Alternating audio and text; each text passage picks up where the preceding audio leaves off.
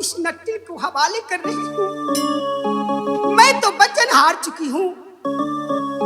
ए नट्टिन। हाँ राजकुमारी। क्या यही पिंजरा चाहिए तुम्हें? हाँ राजकुमारी, यही पिंजरा मुझे चाहिए राजकुमारी, बाकी कुछ नहीं चाहिए। ये लो पिंजरा और जाओ तुम अपनी तंबुक में चली जाओ मेरी सामने से। ठीक है राजकुमारी।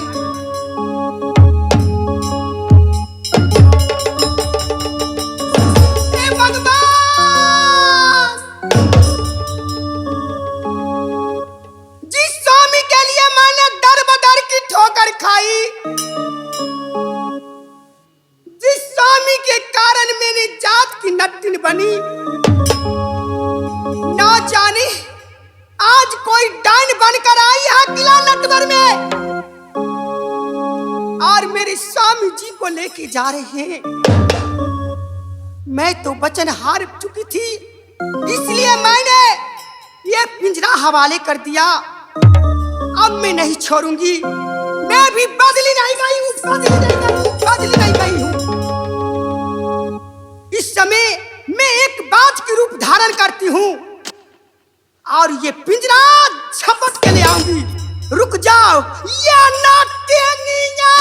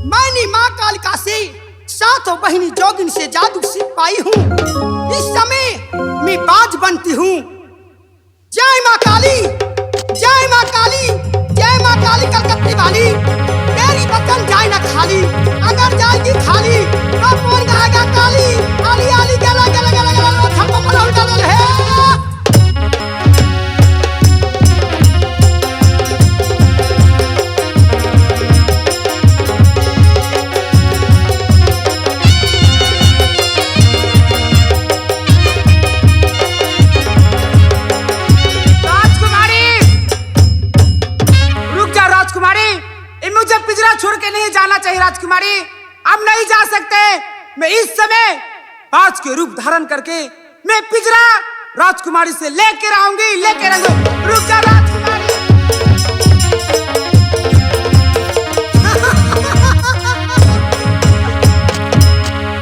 ए नट्टी, तूने क्या सोचा था? तुम मेरे पतिदेव को लेके जाओगे, मेरे प्राणनाथ को लेके जाओगे? ये पिंजरा नहीं, ये तोता नहीं, मेरे होने वाले स्वामी जी है। अरे तोता बने हैं आपने, पिंजरे बनूंगी मैं।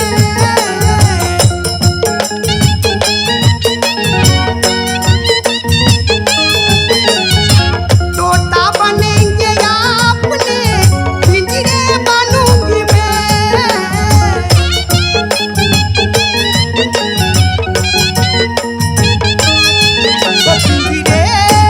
पिंजरे में बंद करके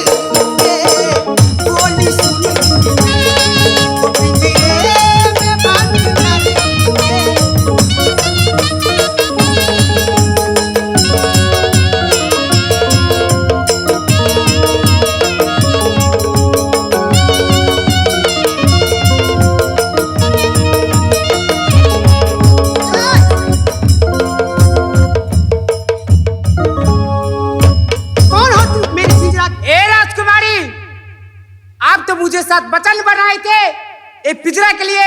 पिंजरा मुझे छोड़ो। मैं कहती हूँ ये पिंजरा नहीं दूंगी, नहीं दूंगी। मैं कहती हूँ राजकुमारी ये पिंजरा लेकर आऊंगी, लेकर आऊंगी। मैं कहती हूँ छोड़ दो। मैं कहती हूँ छोड़ दो राजकुमारी। पिंजरा में मेरी जान बसती है। ए राजकुमारी तुम मेरे साथ वचन बनाए हो, पिंजरा मुझे चाहिए तो चाहिए। मैं कहती हूँ कैसा दिन हमारा चिन्ह ले नहीं हो। कैसा दिन तो हमारा चिन्ह लेना हो। गए हमारा न चिन्ह लगा सौतिन। कैसा दिन क्या तू हमारा न चिन्ह ले, क्या तोरा तो हम चिन्ह लेबोगे। गए हमारा चिन्ह बे तो तोर हम क्या तोरा हम चिन्ह लेबो। भाई सब ये देखबे सब।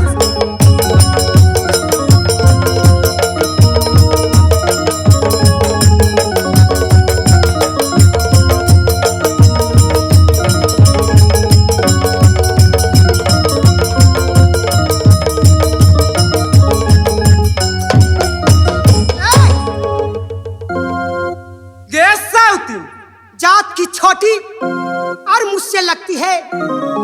तुम मुझे नहीं पहचानती मैं कौन हूँ। कैसा तो ने हमरा पता चल हम कौन हूँ। अभी चाहूंगी तो तुझे बोगला बना के आकाश में उड़ा सकती हूँ। ए राजकुमारी कौन बोगला बने बाऊ खाई नी बोगला जब मांग बहना में कहे हमरा पर और मर्दाना ने मोगियानी। ए राजकुमारी तुम मेरे साथ वचन बनाए हो, मुझे पिंजरा चाहिए तो चाहिए। ए मैं नहीं दूंगी तो क्या बिगाड़ लेगी। मुझे चाहिए तो चाहिए। या सब दिन तू कथी कले भी गए कथी कले रे साउथिन तू कथी कले में के साउथिन कहे हम पिंजरा नहीं देबो कोनो साउथिन बोलताई के। रे साउथिन हम तोरा से पिंजरा ला के छोड़बो कोई साउथिन बोलताई के। ठीक है तुझे मैं सबक सिखाती हूँ, ऐसी जादू मारती हूँ तुझे बकरी बनाकर किला नटवर में नहीं रखा तो मेरी नाम चंदा नहीं। ए राजकुमारी मैं भी देखती हूँ तुम जादू चलाओ, तुम कितना जादू मंत्र चलाती हो। तो तैयार हो जाइए। ये उलटा ये सरसो ये तनका ये बाल ये उलटा ये सरसो ये तनका ये बालू ये चंदा लेती है ये हाथ के पास ये मरती है जादू जो इस सनातनी के। रहो होशियार छुक्काली के मंत्र वाली तेरी वचन जाए ना खाली, अगर जाएगी खाली तो कौन कहेगा काली। आली आली गला गला लगा थमन है। चलाओ राजकुमारी आज मैं भी देखती हूँ तुम कितना जादू मंत्र जानती हो। तुम चलाओ जादू चलाओ चलाओ। क्या आज मेरी जादूहीन हो गई। हे सातों बहिनी जोगिन आपने वरदान दिया था लेकिन आज मेरी शक्ति क्यों हीन होने जा रही है। तो तैयार हो जाइए। चला अंदर ये अंदर दो अंदर।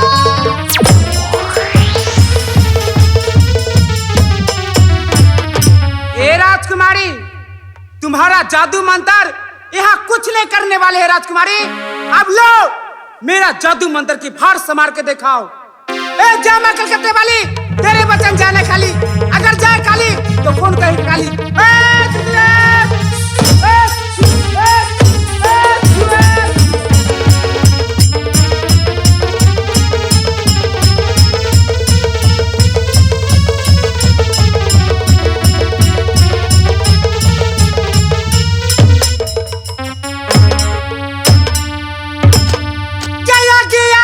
लगा दूंगी रंडी तोरा देहिया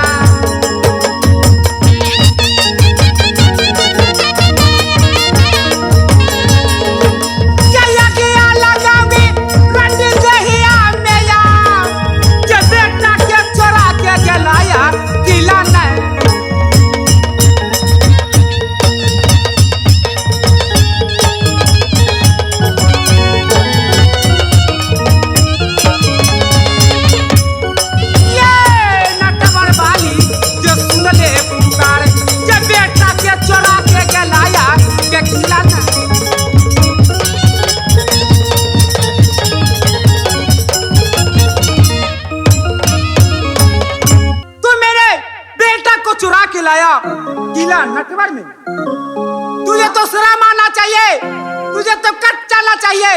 उनके चोरी उनके सीना जोरी। तुझे हिम्मत कैसे हुई मेरे बेटा को चुरा के लाने की? आज मेरी शक्ति क्षीण क्यों हो गई? माँ दुर्गा ने कही थी बेटी चंदा तेरे पास शक्ति 12 निधान तक ही चलेगी। अगर तुम्हें 13 निधान जो तुम्हारी बड़ी सासू जो नैना वाली वही 13 निधान जानेगी। न जाने आज कोई डाइन है या मेरी सासू है। ए नटीन तू सच सच बताओ तू कौन हो? ए राजकुमारी मेरी नाम नागिन सोना है, किला नैना वाली। क्या? ये सासू या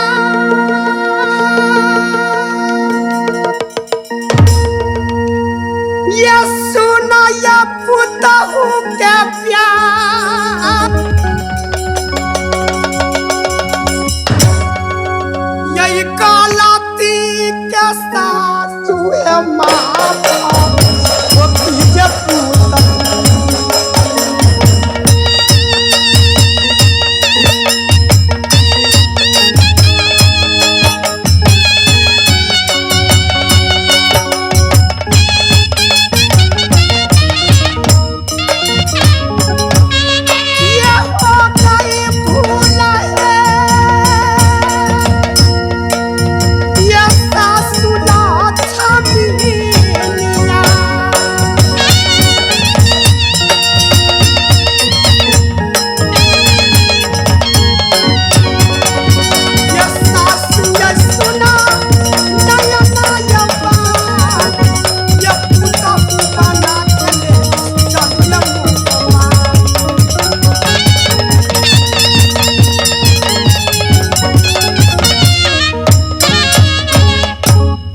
सासू माँ मैं तो नहीं पहचान सकी कि आप कौन हैं।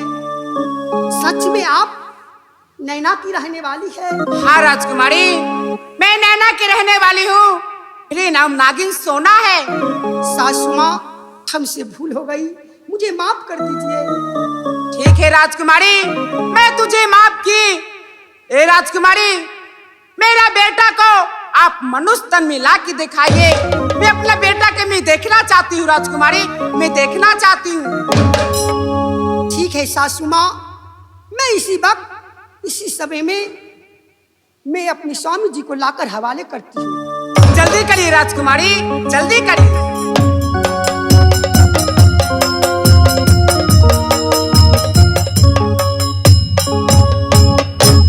स्वामी जी। राजकुमारी चंदा मैं आज आपको एक खुशखबरी लाई हूँ। राजकुमारी चंदा मेरे लिए किला नटवर के अंदर सबसे बड़ा खुशी तुम हो, और कौन हो सकता है खुशी मेरे लिए? स्वामी जी ये बताइए ये नट्टिन को आप पहचानते हैं? राजकुमारी चंदा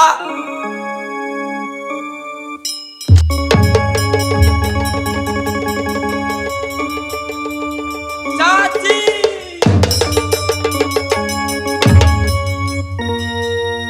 चाची बेटा सुना है नैना है बालिया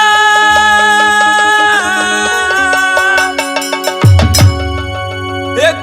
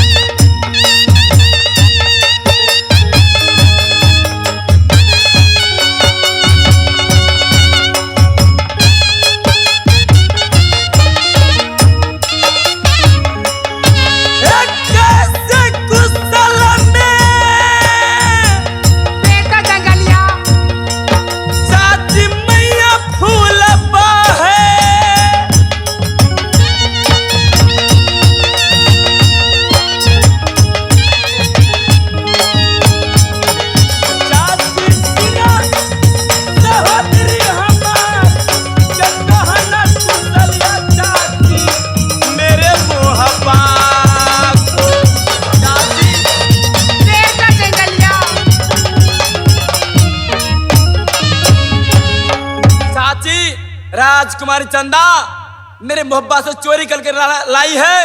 चाची मुझे दिन को सुगा बनाती है, रात को मनुष्य बना करके अपने साथ मुझे खिलवाड़ करवाती है। चाची बेटा तुम इतना दिन से कहाँ थे बेटा? मुझे न चैन से खाना अच्छा लगता था, न पानी अच्छा लगता था बेटा। तुम्हारा पिताजी बहुत टेंशन में है बेटा। क्या? यही मिला ही रे बेटा। चाची जी अपना यही पिताजी से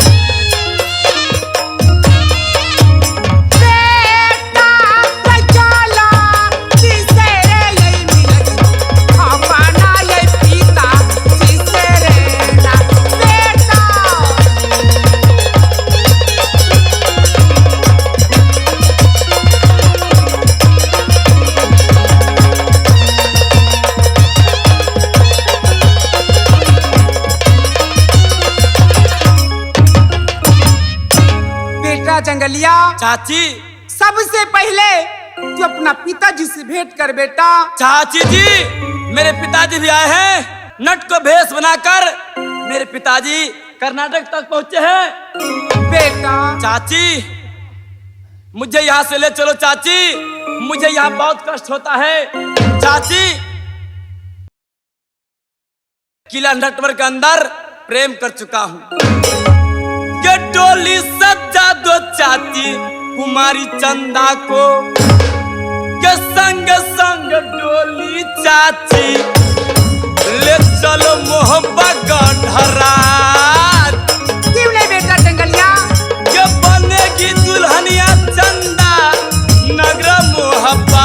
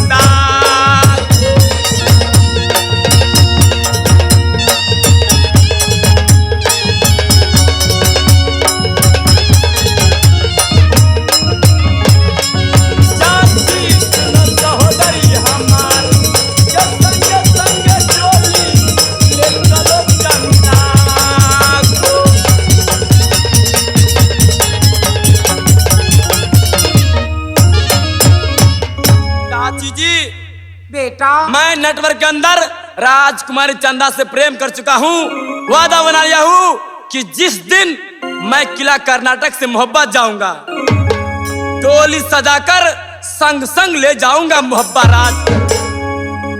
बेटा चाची जी सबसे पहले तू अपना पिताजी से मिल बेटा। तुम्हारा पिताजी न चैन से खाना खाता है, न चैन से सोता है बेटा। चाची जी आपका कहने का मतलब है मेरे पिताजी कर्नाटक के अंदर आ चुका है, भैंसा सिंह के बंगले पर गया है आल्हा गाने के लिए। हो सके कहीं मेरा पिताजी से संग्राम भैंसा सिंह से हो जाएगा, कहीं पछाड़ खा जाएगा। चाची जी चलो आगे बढ़ जाओ, आज भैंसा की ताकत मैं देखता हूँ। चलो चाची। चल बेटा।